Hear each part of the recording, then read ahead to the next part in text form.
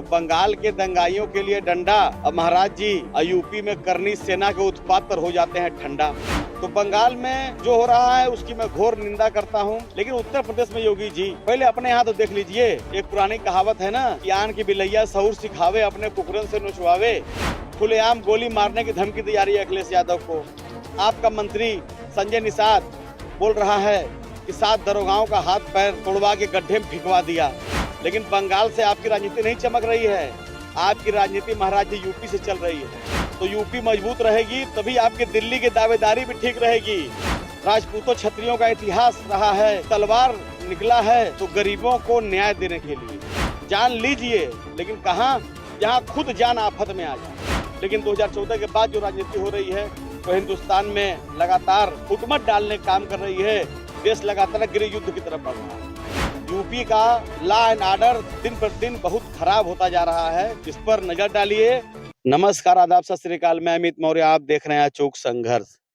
कुछ दिनों पूर्व दैनिक जागरण में एक समाचार पढ़ने को मिला योगी जी के हवाले से कि बंगाल के दंगाइयों के लिए डंडा तैयार रखें।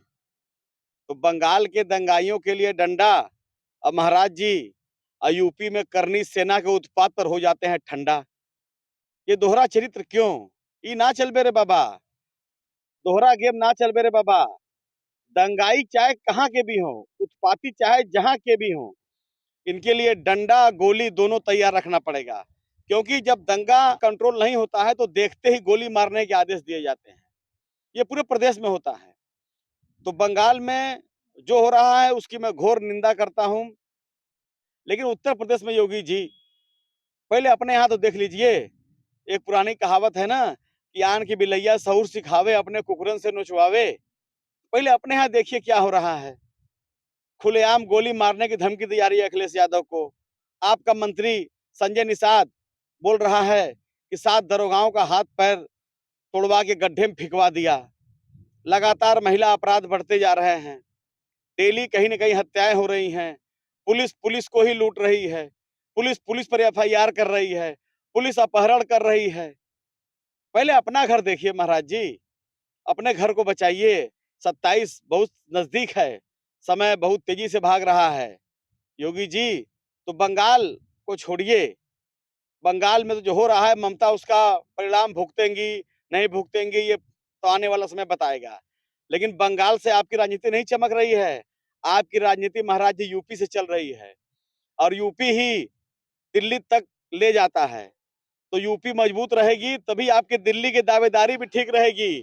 क्योंकि दिल्ली की रास्ता में एक सबसे बड़ा रोड़ा गुजरात का एक नेता है जो बगैर बालों वाला है। हालांकि मेरी शुभकामना है कि आप दिल्ली तक पहुंचे, यूपी की कुर्सी छोड़ें, कि दूसरों को भी मौका मिले। लेकिन महाराज जी आपके बयान लगातार एक मुख्यमंत्री को शोभा नहीं देता। ये सब करनी सेना लगातार तलवार निकाल के प्रदर्शन की। राजपूतों क्षत्रियों का इतिहास रहा है कि तलवार निकला है तो गरीबों को न्याय देने के लिए, अत्याचार को समाप्त करने के लिए।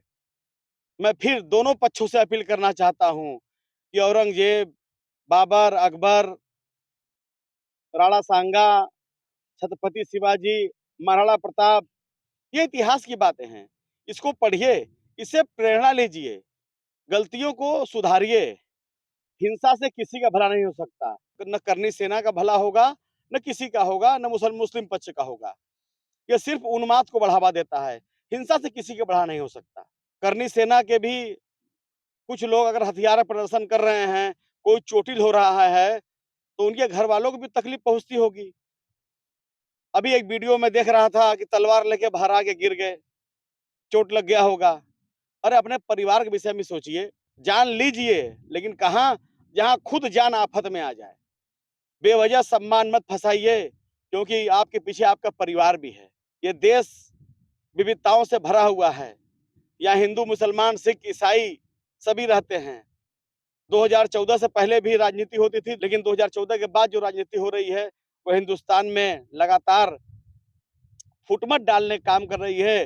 देश लगातार गृह युद्ध की तरफ बढ़ रहा है। महाराज जी, मैं एक बार पुनः कहना चाहता हूं कि यूपी का लॉ एंड ऑर्डर दिन पर दिन बहुत खराब होता जा रहा है, इस पर नजर डालिए।